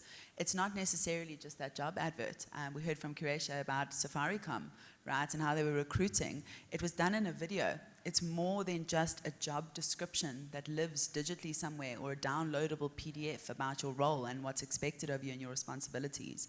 It's really about getting into the mind of our candidates, and it's never been easier to actually do this. When we think about all the data at our fingertips, we can see who the top employers of this talent are. We can understand what their current positioning is. We can then help ourselves by building a funnel and collecting data at every key stage of that funnel as our potential employees and candidates move from the likes of awareness right down to conversion. There are patterns, there are insights, there are pieces of information that we can extract. We then start to understand where our talent plays. You know, we were engaged by Wowsy yesterday, and it really started to engage my thinking around how are we using influencers, perhaps for recruitment. So if we think of, you know, our C-levels, if we think of management, if we think of our subject matter experts, how are they advocating for our company, and how do we actually use them to, again, cut through this clutter? When you go onto LinkedIn, as I mentioned, there's no job advert, right? But there's storytelling. So essentially, we connect through storytelling. We connect through brand, right? More so, I think what we can actually capitalize on is our referral network. So if we think about attracting passive talent, we all have the power to influence 80,000 people, roughly, in our lifetime. Now, if we think about that influence being amplified through digital, that's 10xing that number, right? So we can think of engaging 180,000 people. I often talk about the internet being like a cocktail party. I don't need to put on my makeup or my Jordans or my suit to actually build a brand and connect with my own future employees, right? With who I want to engage with next. I just need to have an internet connection and a strong online brand. So I suppose if we bring it back to the great reshuffle and understanding talent is everywhere, in different channels, living and existing in different ways, it's firstly to extract data and to build a plan based on the insights that you extract. It's then to understand what matters to this talent and be able to, I suppose, curate your brand stories around those key pillars. And then lastly, using very authentic touch points like people. You know, if we just think of Netflix, Spotify, why do we engage those apps? To remove advertising. We engage them to remove that noise because we don't believe in what Netflix is telling us. But if the CEO of Netflix, if myself stands and advocates for my business, you're more likely to want to engage it. So just to summarize, I suppose it's data, it's building a plan, and it's outreaching with content and authenticity. All right, thank you, Samantha. Monica, over to you. In the same context of employee engagement, what are some of the engagement practices that you have embraced in your business that have brought success to your overall business, and why do you think they worked? All right, thank you, Nelly, and I hope you can all hear me. I think I will start by, first of all, taking the opportunity to talk a little bit about where I work and who I am. So that the audience can relate with the story that I'm going to give, because my two panelists, I guess, had the opportunity. So, as you've heard, I'm the Group Director for Human Resources and Culture at Ncba. Ncba is a brand that is, 2 years old now in this market space. Two brands that came together 2 years ago, former NIC and CBA. And certainly taken at one of the top positions in the industry. And therefore, the issue of employee engagement is a very, very critical component of how we are going to succeed in the business environment within the financial services. So as we are talking about this very exciting topic of bringing digital technology and the disruption, we certainly have seen that disruption in the financial services industry, where technology has really taken a big space in terms of how we deliver financial services to customers. Last 2 years, a lot of disruptions to, starting with the merger that obviously disrupted our comfort as employees and how we were used to doing things, notwithstanding that COVID compounded the problem because the pandemic obviously created a lot of anxiety amongst employees in terms of their health and safety. So employee engagement became a very big subject for us at Ncba because we are a big brand. And I want to bring the conversation today to challenge us as employers. How well are you connecting with the human beings? We're no longer talking about human resources. I think the ED for IHRM, Madam Kuresha, has put it very well, that we have to then understand how jobs are changing and how robotics are coming into play, and how are we going to then engage employees correctly by reskilling them, upskilling them. So I want to give the story about Ncba and how we have walked the journey over the last 2 years to bring on board all our over 2,000 employees across the group, operating in 5 markets, and taking Africa, and we want to take the lead in digital space. I think if you are on Mshwari today or Fuliza, you certainly are a customer of Ncba, and hopefully we have, we are in your mind space as an innovative bank that is leveraging on technology and digital and reimagining how we can deliver financial services for a better tomorrow. So I will just talk about 3 things that I want hopefully to stay with all my audience today. and that's the 3 E's. So HR today, our role has really evolved, and I think the question is, how relevant are we now as HR in ensuring that we connect to business?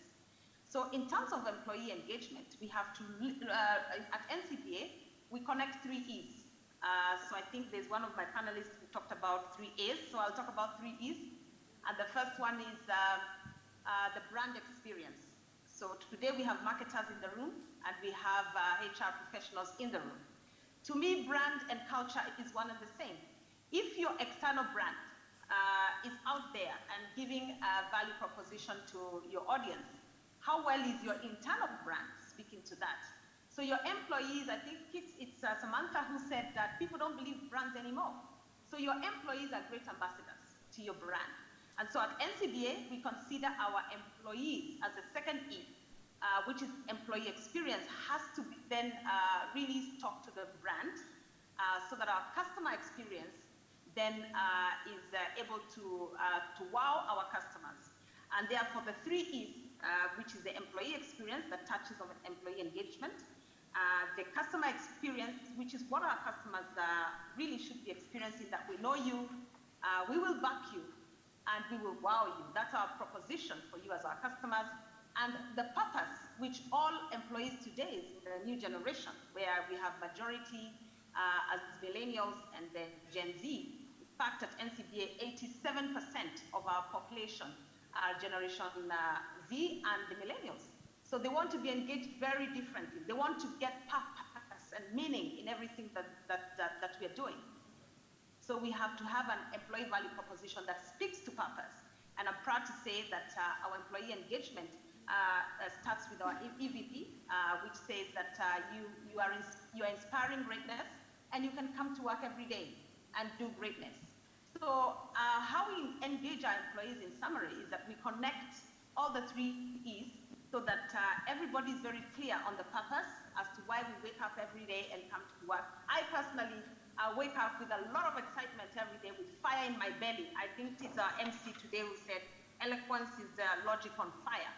So I like to have fire in my belly, and I challenge every employee to come to work with fire in their belly, because you have purpose to do greatness every day as an employee value proposition. Secondly, we've leveraged on the digital and technology to bring alive your employee experience from the time we onboard you. We've been talking about digital in terms of talent sourcing. So we source all our talents online, post a lot of things on the digital space for engagement with the employees. We put all our career opportunities online, so it doesn't matter where you're sitting. I think Madam Gresha talked about, we don't discriminate, the jobs are posted and everybody has equal opportunity, because when you use online platforms like LinkedIn, career websites for university students, you attract the best talent. We have a great Ncba Academy platform where everybody can learn on the go. You learn anytime, anywhere, using any device. And so we've brought technology down to the people to enable them in building capabilities. Our wellness programs, which demonstrate that we care for our employees during the COVID environment. We were very sensitive and mindful of our employees that if you need to work from home in the hybrid era, where you don't have to come to the office, if we're trying to decongest the workplace and make the place safe, everybody had digital devices where you can actually be able to connect from home, bring customers like I am connecting digitally today, and I'm very proud to see that even a lot of the initiatives by the Institute of HRM, the College of HRM, we can learn online and actually continue upskilling. So a lot of exciting initiatives in this space of technology and digital.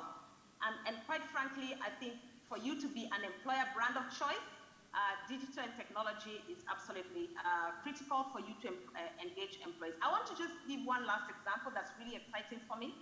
As we rolled out our new culture, we are go-getters at Ncba. Everybody knows that they're a go-getter, because that is the brand of our culture. We actually launched it digitally. We were able to connect with over 2,000 employees across 5 markets and engage, rolling out our values that we are driven, we are open, we're responsive, and we are trusted. So everybody in Ncba is a go-getter, and they know that they are the values of the organization. They live it. We rolled out and immersed everybody in a digital platform. We had digital parties to launch exciting initiatives. And wow, you should have seen everybody dancing on the screen and getting excited about this culture. So what are you doing in your organization to engage your employees despite the disruption of COVID, where we can no longer possibly sit in large audiences? And even as we engage the next generation, who everybody has a gadget when they wake up, the first thing they look at is their Instagram. I think Samantha talked about everything being disrupted, including dating. We are dating on social media. We are shopping on social media, entertainment on TikTok. So in Ncba, everybody is, we have Go For It Fridays, where we and ask our employees to do TikToks and tell us, how's your Friday going? And share some potluck. And so it's fun. We engage in a fun environment. We make it real. And ensure that we are able to attract great talent and give them a great working and employee experience. So Nelly, that's Ncba for you, and that's how we are keeping the generation. I know the average talent retention now with this generation is about 3 years, but I think Ncba, we are doing a little better than that. I was surprised the other day to see that our average age now is 34. The other day, I think it was about 28. So I think we are doing a lot of initiatives to keep our best talent, because we know the market is looking out for talent here. So I want to tell my employees, I think I have about 11 or 12 who are dialed in. We love them, and we allow them to do greatness every day to engage them. So thank you very much, Nelly. Over back to you. Thank you, Monica. That was really good. And also, thank you for sharing some insight about Ncba. We appreciate that. Qureshi, you did touch on a little bit on social media and sometimes just understanding employees by looking at who they are on their social channels. What role do you think social media plays in the HR ecosystem? And are there any policies that have been made or are being considered to secure the integrity of the recruitment process and management process? Thank you.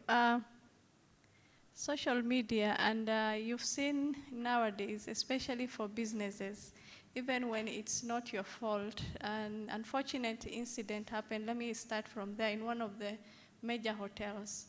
And it trended so badly, because these gadgets, if we do something, everyone is on it. That is what social media is doing to your business.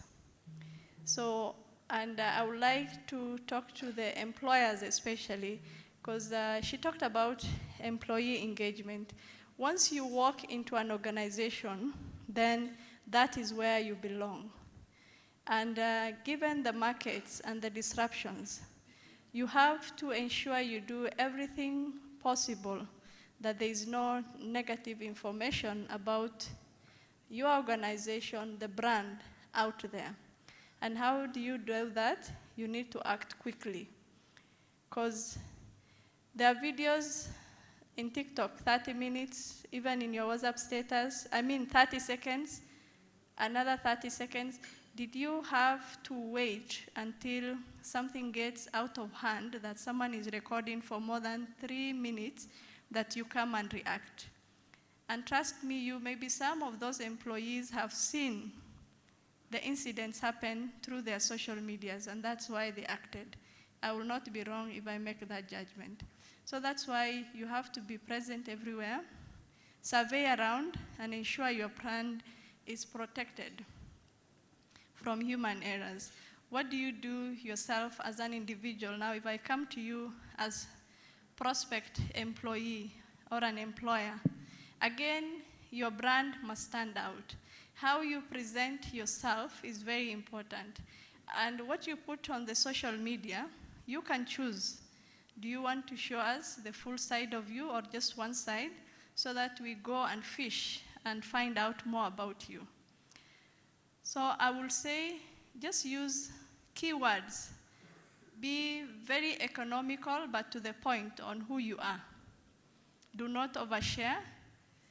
And also, do not undermarket yourself. That is key. So that once I see you and what you stand for, then leave to the prospect employer to fish for more through you or even through your networks and going through what you relate with and what you do. Because remember, there is what we call the AI, and through that, we can tell the activities on who you are even before we approach. That is key. And you will also realize, if we were to take a survey just in this room and ask how many of you are recruited through LinkedIn, you will be many of you. An example is Samantha. So some people have reached a level in their career that they no longer apply. It's about the brand. You need a personal branding. If you don't have someone who can train you on that, or if you don't know how to do that, then go to LinkedIn, to our IHRM database, you will find. Believe me, there are many of them out there that can help you build that brand. And there is no age, or even, let me not say age, a point in your career that you do not need someone to help you with that. We have etiquettes, and we have what we call through the social media, the netiquettes. So how is your netiquettes on social media? Are you the one who is always rowdy, commenting negative, and following all the wrong accounts? Then that is the direction you will take if you do not make use of it. In terms of policy, especially if you're recruiting, like I've mentioned, for some organizations, it had to be post, use the ATS, depending on how friendly your ATS is. Have you reached the age where I just have to upload my CV and the rest of the information is taken up? Or it has 10 steps, which I have to keep on looking at my CV and feed it onto it. So how friendly is your ATS system? Or are you also the ones who say, send it to an email, and when someone follows up, you say, sorry, your email must have gone to spam. So there must be something you can do to it that you ensure that important emails don't land in spam, and you're able to see, and you don't lose what you're looking for. In terms of policy, you have to ensure that your policies are updated. If you do not have room that now I have to recruit through LinkedIn, then you have to answer questions. Because remember, in this country, recruitment is regulated. Let me just say over-regulated. Someone can actually sue you because they have not seen your advert. And how do they know that? Because in your policies, which are public, you did not say that one of the places I'll be advertising is here. So you need to be careful that you do not attract litigation. There are some who do the long list and the short list. And especially within the government of Kenya, it's a requirement that you publish the names. So with the Data Protection Act, you need to also be careful. What are you publishing about the person? And the first point I will go on to is that if you've decided to share the long list on a public platform, do not include their ID numbers and do not include their telephone numbers. That is the data that is protected. You can just put their names and their locations. If I applied for that job, then I will know that after the long list, I did not make to the short list. But this idea of sharing the ID numbers and the telephones, especially from what we've seen happening in terms of frauds, then we need to be very careful. And even in terms of the content we put there, is that as an employee, I need to be regulated on how much can I share about my employer on social media. There has to be a policy around that, so that I am not the happy person who is posting anything and everything about the organization. And remember, there are competitors. Some information, like maybe you're launching a project, some try to keep it that confidential until it has matured. Because remember, as you take the 6 weeks to arrive at the end product, there are some people who will use just 6 hours to steal the idea and run with it. So be careful on how much you share, but again, it has to be on policy, guided. And now, in terms of She used the 3 A's, the 3 A's. Let me give you, now you have the policy. How do you ensure that everyone is aware of it, both inward and outward? Because remember, if you're in the service industry, it's not just about your staff, it's about those who are interested in your service.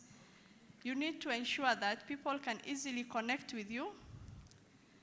You have to ensure that you are communicating the same, using all platforms. Because I could be on TikTok, I may not be a fan of LinkedIn, I am at Facebook, or maybe Twitter, depending on how you think you can reach me. And again, look at the data and see the trend. You need to collaborate with your employees, because they are your peace mouth. And even as an employer, I've mentioned, you need to show that you belong. This is where you draw your livelihood from. It should not be you wait until the 30th day. You should help build that brand. So as an employer, collaborate. And you also have to ensure that you are compliant, because some people have policies as a document which they do not comply. And later on, you find yourself in litigation processes, and you look at the documents you have and you realize, oh, I had this written down and I did not follow. Now you will want the lawyer to lie for you on how things happened the way they happened. Thank you. Thank you, Koresha. In the same context, Samantha, we know that LinkedIn is still a social media platform, but could you really just tell us a little bit more on how LinkedIn works? Is it just a place to put up job ads? Fantastic, thanks Nelly. So again, just going back to the data that I presented earlier, if we understand the top reasons for engaging with a platform like LinkedIn and what type of content lives there, it's because it's inspiring, right? And that's where essentially how my whole business value proposition came to life, was around creating thumb-stopping content. We are actively, on average, scrolling over 100 meters of content every day, right? That is insane. So if we think about that, if we think about the opportunity to connect, the opportunity to create touch points, it's far beyond a job, right? So again, if we think about kind of LinkedIn as a part of our funnel, those 28 touch points that we've got to go back and engage talent with to convert around our value proposition, LinkedIn becomes a place to have social conversations that sell. And I think even thinking about the biggest trends that emerged this year, one of the biggest ones were around employee advocacy, recruiters becoming more like marketers. And it's the ability to convert at scale by having really authentic, natural conversations. And I think, leaning into that around the next topic is, is it just a place, like I said, for a job description to live? No, it's a place to attract talent. It's a content platform that allows you, in essence, to be able to position yourself through storytelling. So I think, kind of back to the job advert, we must think about our brand and our engagement as a funnel. So I'm not saying that LinkedIn's the only place where those 28 touch points should live, but essentially, how are you using it? Is LinkedIn at the start or the bottom of your funnel? Are you creating just a triangle with an end point? Are you thinking more about your candidate experience and ecosystem as more of a circle to keep candidates always on and always engaged with your brand? So I think if we think of what LinkedIn's core proposition was 10 years ago, absolutely, a careers platform centered around that economic opportunity. But as it's developed, right, even its mission and vision has been changed ever so slightly to adjust to the world that we live in at large. And that's why it's not necessarily about creating talent opportunity or job opportunity. Economic opportunity is sewn into the many aspects of conversations that we have on LinkedIn. We solve for marketing. We solve for corporate branding. One of the biggest types of pieces of work I do is working with listed companies to actually take back the power in their own hands and drive the stock price of their corporate brand. So really, if we think about, the power of LinkedIn, it's far beyond a job advert, but it is a place to be able to engage credible, like-minded business professionals. Thank you, Samantha. Thank you very much. Monica, the trend that we are seeing, one of the trends that we are seeing coming up is the mismatch in skilled supply and demand in Kenya. How are you addressing this as a business, and what seems to be working well? Right, thank you very much, Nelly. Indeed, a lot has changed in the labor market. And we are seeing a lot of changes in terms of what is the demand for new skill sets that are coming in place, including mindsets. And so we really, really have to think about this in the HR space very critically in order to support the business. I think one of the things that obviously in relation to the topic of the day is that the disruption of through technology and digitization has obviously then led to the need for the talent to be reskilled and upskilled, because the demand is changing. The consumer is changing in terms of how they want to consume services. So we found that consumers want convenience. They no longer want to consume products the same way it was done before. So I think Samantha did talk about how a lot of disruption has happened in terms of where people is shopping today. A lot of people are shopping online. I have three children, one young adult and two teenagers. And they rarely go to do shopping in the malls anymore. So every time they want to shop for clothing, everything is online. They want a new watch, everything is online. They want shoes. So I think we have to accept that the demand for the skill has now changed, because if you look at the financial services, customers don't want to come to the banking hall anymore. They want you to deliver their solutions at the convenience of their home or the convenience of their office. So how are we going then to ensure that the supply for labor is able to address this changing environment? You find that big data and how we then consume that data and leverage on that data to understand the patterns of our consumers is changing. So I think to respond to this, HR has a big role to play in terms of enabling the employees to actually become agile and change ready. So at Ncba, this is a very big conversation for us, because our business is very much dependent on the talent that we acquire and how we engage them and how we upskill them. So we have invested heavily in terms of building employee capabilities to adapt to the changing environment. We are now having robotics and AI coming into the workplace. And so what does that mean? I think it's Madam Koresha who said that if the talent that we had yesterday, and you had the whole talent pool that was used to keying in data in the system, and now you bring in robotics to do that, what happens to all of that talent? It could be easily rendered redundant. So HR has to then be very proactive in supporting the business to ensure that people can actually be reskilled to be able to adapt to the new digital era. So we are finding the demand for data scientists, people who can actually bring in algorithms to understand the patterns of the consumer and actually be able to come up with products like Fuliza. Who knew about Fuliza 5 or 10 years ago? It was a product that was not existing. But today, when I walk around, everybody is Fulizering. And how did that come about? Is because we've been able to use data to actually understand the patterns of the consumer. And so we are constantly then having to reskill ourselves and reskill our talent to be able to produce the sort of talent that is then relevant to what the consumer needs. Again, if you look at the generation that is now churning out in the market, the millennials and also the Gen Zs, they form over 80% in the workspace. How do they engage? A lot of them are on technology space, and therefore you really have to leverage also on the social media platforms and actually understand. For example, our marketing team today, we have to really change in the way we approach our marketing profession, because a lot of our customers will engage us on social media, will give you feedback on social media. They will comment on the services and how your customer experience is on social media. So how are you adapting your culture within the organization to understand that you get real-time feedback from your customers, and they will tell you as it is. So I think it's a challenge to the HR world that today the way HR was traditionally engaging with the business has been disrupted.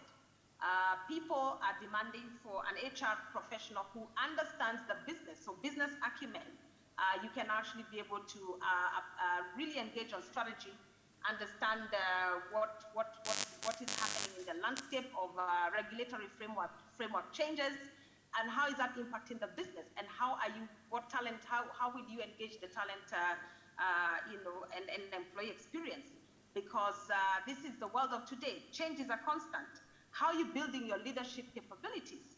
So it's no longer about just being technically savvy. You've got to be in the business of building leadership capabilities. So at Ncba, we have come up with a leadership academy that is ensuring that we are churning out leaders every day. We hire them from the university through all the career sites, and we keep our brand attractive to the generation that is out there. Like we said, they have choice. And therefore, how are you making your employer brand attractive to actually be able to get the supply of labor that is relevant in today's technology and digital world? So I think it is it's to challenge ourselves as the HR professionals, the marketing profession, and any profession that is in the house today. How are you remaining relevant, adding value to the consumer who is consuming your products? Because the world has changed, and people want convenience, and you have to be able to deliver that convenience in an agile manner. So agility and being change ready is obviously what we are doing to ensure that we are able to adapt to provide the relevant skill that is on demand. And so today, the question to all of us is, are you ready for ensuring that your talent can actually adapt to the changing environment and the demand of your consumers, so that you are not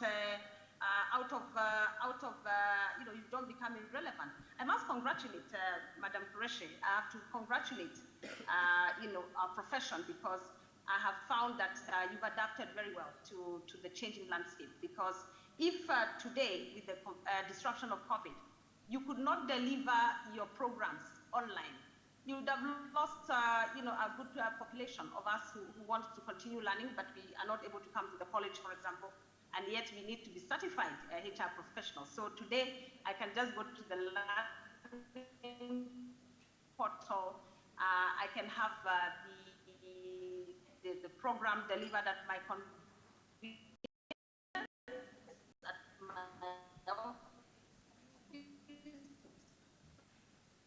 my home.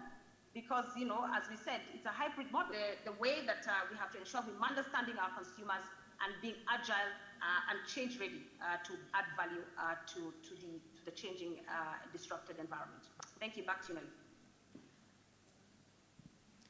Thank you very much, Monica. Thank you. And thank you very much for the panel. It's been amazing, but we seem to be very short of time. So I would like to just open up for any questions we may have before we close the session. All right, I think we need a mic. I think Daniel will provide one for us. Thank you, Daniel.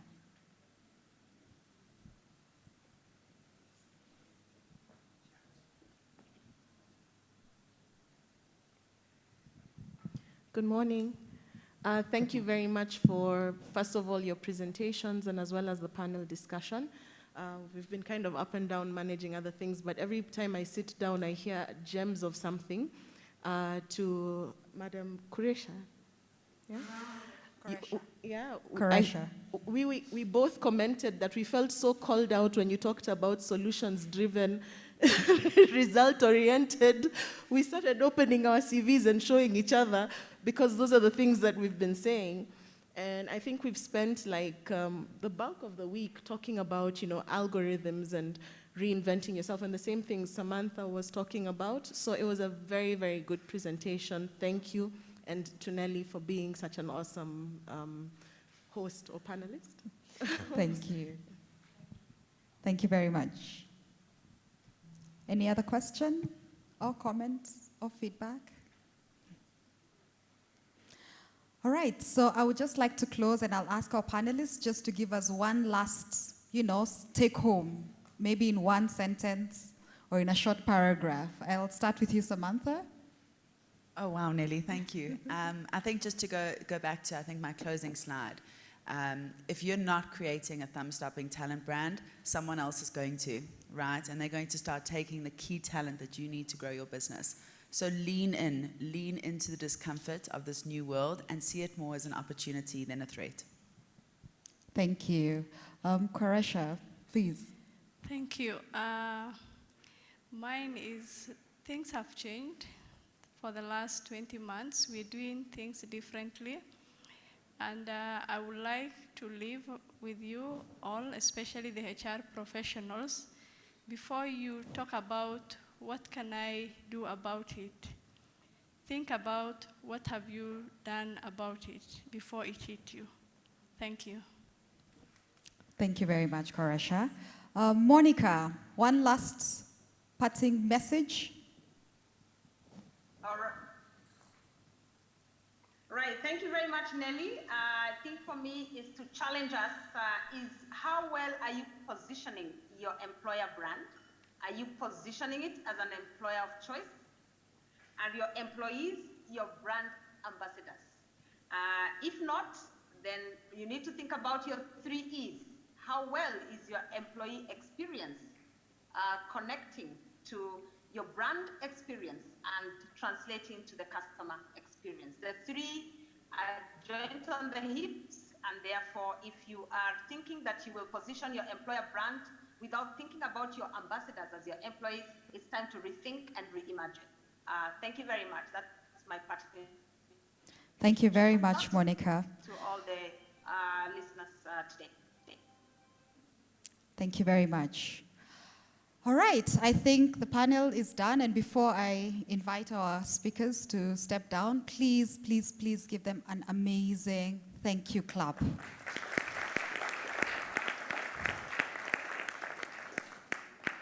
Aren't you proud that the whole panel was made up of ladies?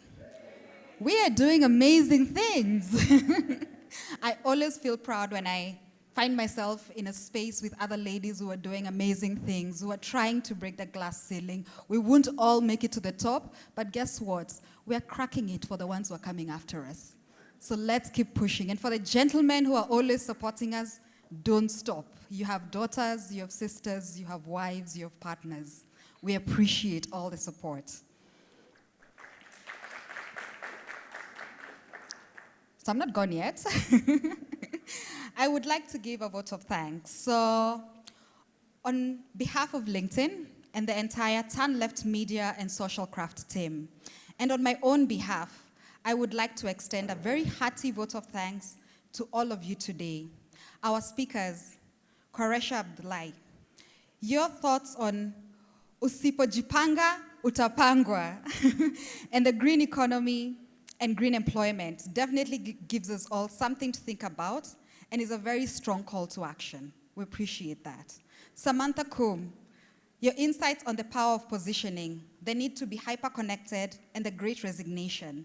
These are the areas we will definitely be looking at going forward. Now, I believe we understand that although recruitment is dead, the talent brand is here. This is a mindset shift that we all need to start embracing. Monica Kihia, your insights into how Ncba is doing it gives us all perspectives to consider in our own businesses and in our own roles. Thank you for gracing our event, sharing your important work, findings, and opinions today. I am sure we have all learned a lot from what you have shared, and we will continue to optimize our businesses based on the insights and learnings you have shared today. I would also like to take this opportunity to place on record a hearty thanks to Rita Jogona and her Go Gaga team for inviting us to participate in Social Media Week. The perfect logistic support and guidance she and her team have extended to myself and my team throughout the event has been nothing short of amazing. I would like you to please give them a clap. Thank you. And to you, our guests, all of you here today, thank you for being open to learning and for making the time to learn with us today. I would like to wish you all a fantastic day, and thank you, thank you, thank you.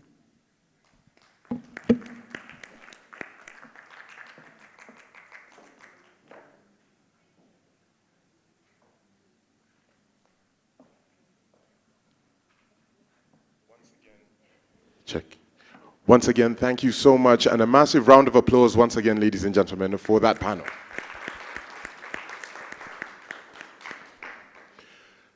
Now, just very briefly, I'd like to recognize all the sponsors that have been a part of this. I just want to acknowledge them each individually as we go along and move into the next session.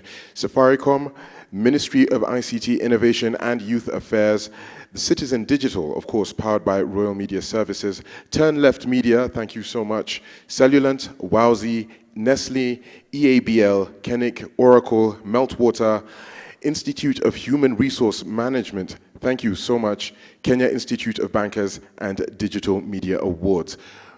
Ladies and gentlemen, please remember that the hashtags are, of course, SMW Nairobi and hashtag Digital and Technology Week.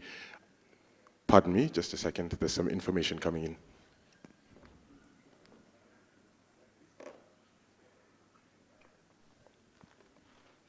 So, ladies and gentlemen, as we now will have a 30-minute break, there's tea and coffee, there's plenty of refreshments. Please feel free